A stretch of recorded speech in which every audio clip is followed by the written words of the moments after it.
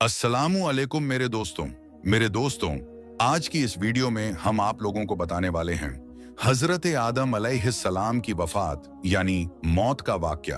और हजरत आदम अलैहिस्सलाम से पहले दुनिया में क्या था? ये वो सवाल है जो हम सब के दिमाग में आता है कि कायनात में इंसानों के बसने से पहले आखिर क्या था। एक सहाबी ने हुजूर पाक सल्लल्लाहु ताला अलैहि वसल्लम से सवाल किया कि ए अल्लाह के रसूल सल्लल्लाहु ताला अलैहि वसल्लम, जमीन और आसमान को पैदा करने से पहले हमारा परवरदिगार कहाँ था? आप सल्लल्लाहु ताला अलैहि वसल्लम ने फरमाया कि तब अल्लाह के सिवा और कुछ नहीं था। फिर उसने पानी पर अपना अर्श बनाया जैसे ये उस कायनात की शुरुआत थी।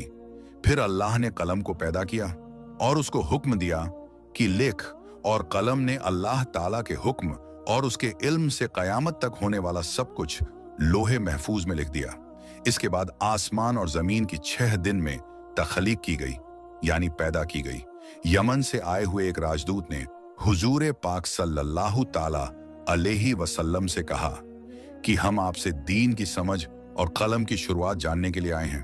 तो आप सल्लल्लाहु ताला अलैहि वसल्लम ने फरमाया, जिसका मतलब ये है कि सबसे पहले सिर्फ अल्लाह था, उसका अर्श पानी पर था। फिर उसने कलम को पैदा किया और उस कलम ने लोहे महफूज पर कयामत तक होने वाले तमाम वाकयात लिख दिए। फिर आसमान और जमीन को पैदा किया गया। उसकी जो तरतीब यानी तरीका हमें रिवायात से पता चलता है वो कुछ यूं है कि अल्लाह ताला ने हफ्ते के दिन मिट्टी यानी जमीन को पैदा किया। जब अल्लाह ने जमीन बनाई तो वो कांपने लगी। फिर अल्लाह ने इतवार को उसमें पहाड़ बनाया, जमीन को सहारा देने के लिए, ऐसे जैसे इसमें कील ठोक दी गई हो। इससे जमीन ठहर गई। पीर के दिन उसमें दरख्त उगाए। मंगल के दिन तकलीफ, मुसीबतें, जरासीम यानी कीटाणु और बीमारियां बनाई। बुध के दिन नूर को पैदा फरमाया। जुमेरात को जमीन में चौपाए यानी 4 पैरों वाले जानवर बनाए और उन्हें जमीन पर फैला दिया। और फिर जुम्मे के दिन की आखिरी घड़ियों में यानी असर के बाद आदम अलैहिस्सलाम को पैदा फरमाया। जैसे अल्लाह तबारक व तआला ने इंसान की पैदाइश से पहले उसकी सुख सुविधाओं के लिए जमीन और उस पर जरूरियात की तमाम चीजें पैदा फरमा दी थीं, यानी मखलूक की शुरुआत में आखिरी नंबर पर इंसान को पैदा किया गया। और नस्ल इंसानी में सबसे पहली तख्लीक हजरत आदम अलैहिस्सलाम की थी। वो तमाम इंसानों के बाप हैं। इंसानों की पैदाइश से पहले फरिश्तों और जिन्हों की तख्लीक भी हो चुकी थी।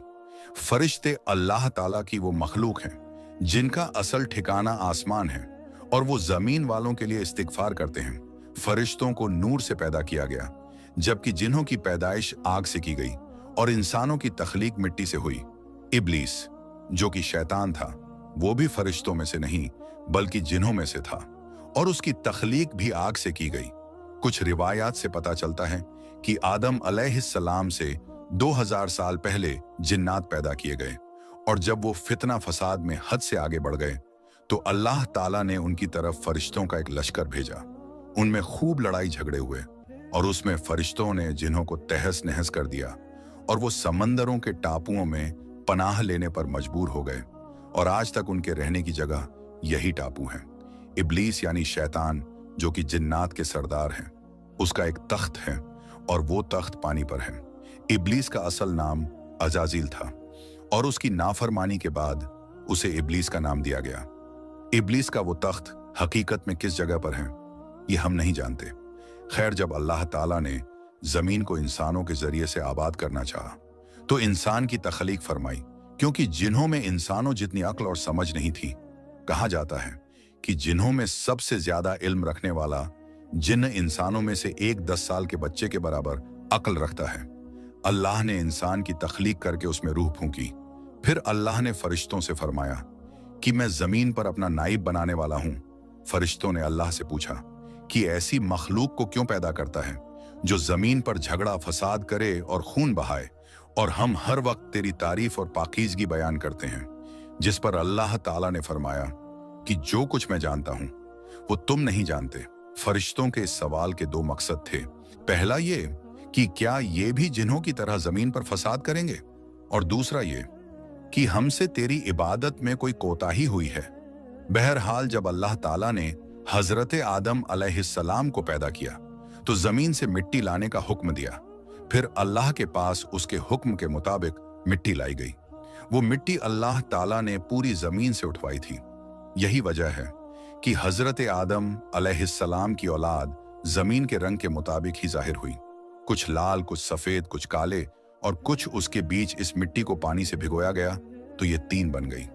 कुरान मजीद में कुछ जगहों पर इंसान की तख्लीक के लिए तुर्राब का लफ्ज आया है, यानी कि सूखी मिट्टी, और कुछ बार तीन का लफ्ज आया है जो कि भीगी हुई या तर मिट्टी को कहते हैं। जब पानी को मिट्टी से भिगोया गया तो वो लेसदार होना शुरू हो गई।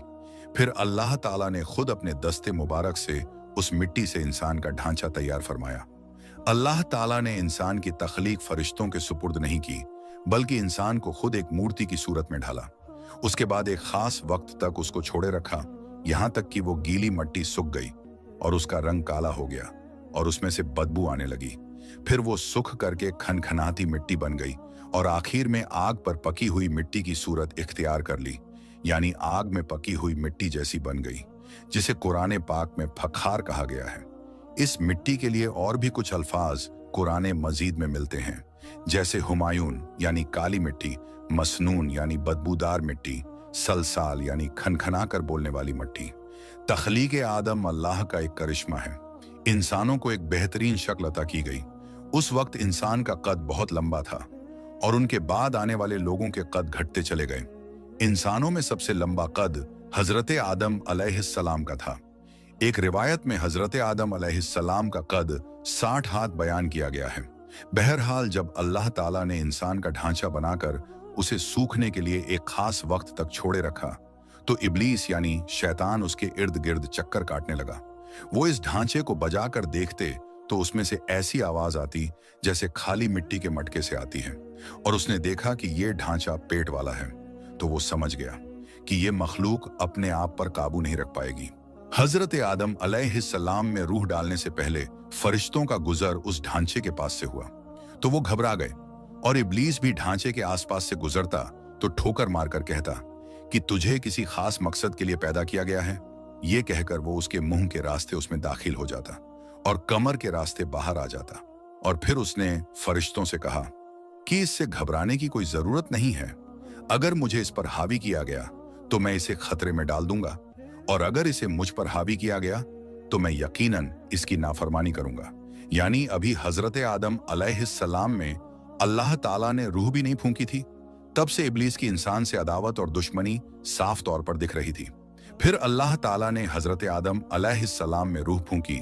जैसे ही रूह उस बनाए हुए ढांचे में सर की तरफ से डाली गई तो हजरत आदम अलैहिस्सलाम को छींक आ गई। हजरत आदम अलैहिस्सलाम से कहा कि अल्हम्दुलिल्लाह कहिए। उन्होंने कह दिया। अल्लाह ताला की इस तारीफ के जवाब में अल्लाह ताला ने फरमाया कि तुझ पर तेरा रब रहम फरमाए। जब रूह उनकी आंखों में दाखिल हुई और उनकी आंखों ने जन्नत के फलों को देखा तो गौर व फिक्र करने लगे। फिर रूह पेट में दाखिल हुई तो खाने की जरूरत महसूस हुई, यानी रूह अभी टांगों तक नहीं पहुंची थी और खाने की ख्वाहिश महसूस होने लगी। जब हजरत आदम अलैहिस्सलाम में रूह फूंक दी गई तो अल्लाह ताला ने उनकी पुश्त यानी पीठ मुबारक पर हाथ फेरा, जिससे कयामत तक आने वाले तमाम इंसान बाहर आ गए। हजरत आदम अलैहिस्सलाम की तमाम औलाद उनके सामने जाहिर हो गई। ये बात कुरान और अहादीस से भी साबित है।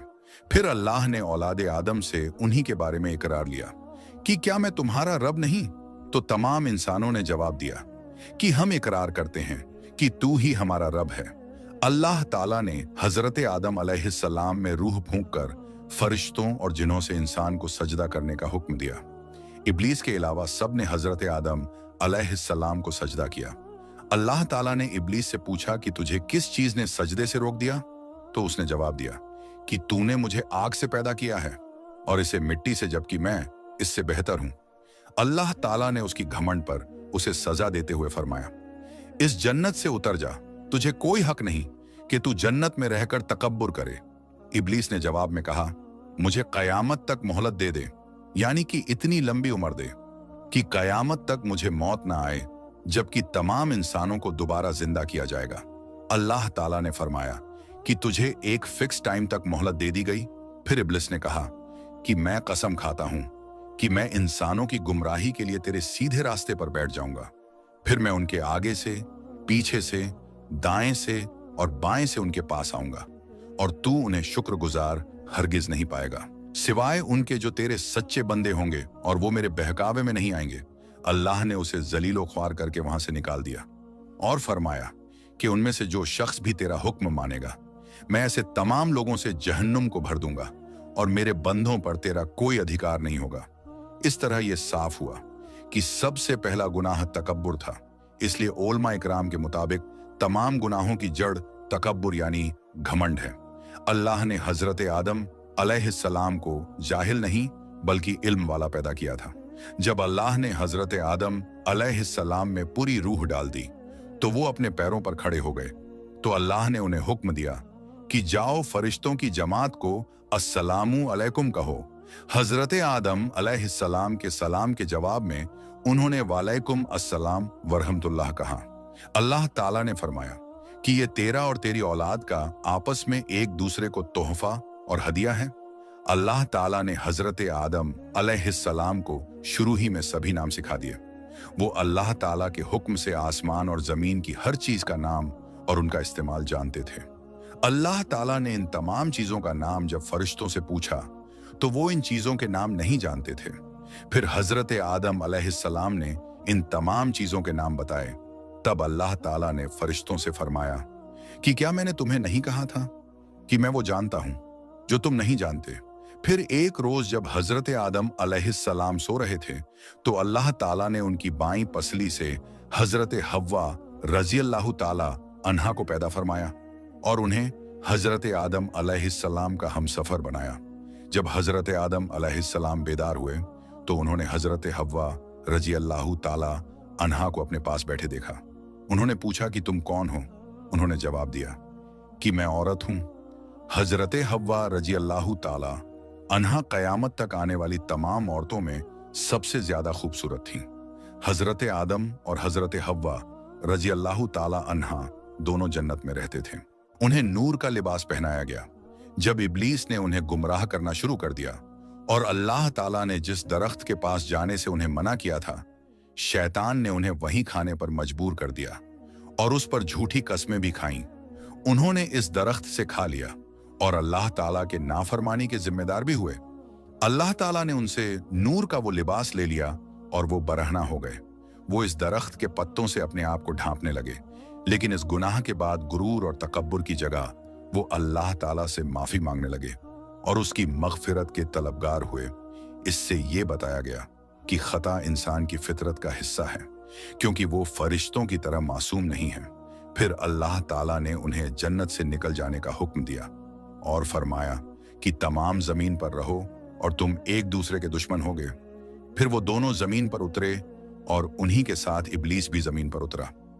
हजरत आदम अलैहिस्सलाम और हजरत हव्वा रज़ियल्लाहु ताला अन्हा ने अपने रब से माफी के कलमात सीखे। एक रिवायत के मुताबिक हजरत आदम अलैहिस्सलाम को हिंद में, जबकि हजरत हव्वा रज़ियल्लाहु ताला अन्हा को जद्दाह में उतारा गया। फिर वो एक दूसरे को ढूंढने लगे और आखिरकार मैदान अराफात में उनकी मुलाकात हुई। हजरत हव्वा रज़ियल्लाहु ताला अन्हा ने 20 विलादतों में 40 बच्चों को जन्म दिया। हर विलादत में एक लड़का और एक लड़की पैदा होती थी। सबसे पहले जोड़ा काबिल और उनकी बहन कमीन का था। इस तरह जमीन पर नस्ल इंसानी की बढ़ोतरी शुरू हो गई। हजरत अब्दुल्लाह बिन अब्बास रदियल्लाहु ताला अन्हो ने इरशाद फरमाया, बेशक अल्लाह पाक ने हजरत आदम को जुम्मे के दिन असर के बाद पैदा फरमाया और आपको जाहिरी जमीन की एक मुट्ठी मिट्टी से पैदा फरमाया, इसलिए आपको आदम कहते हैं और आपकी औलाद को आदमी यानी आदम वाला कहते हैं।